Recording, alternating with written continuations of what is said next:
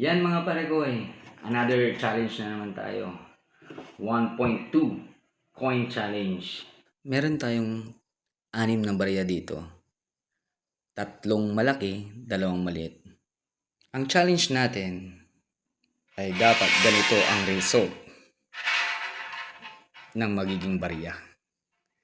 Yan. Nakasynchronize siya sa small, big, big. Yan. Yan yung result ng challenge natin ngayon. Pero, syempre, ito ang mechanics. Yan. Yan. Pwede nating i-move ang dalawa na magkasabay kahit saan nang hindi magkakaiwalay. No. Pwede din natin tong i-move na magkasama ang silver at saka gold, no, na hindi magkakaiwalay. Pero ang challenge natin, dapat ang result ay magiging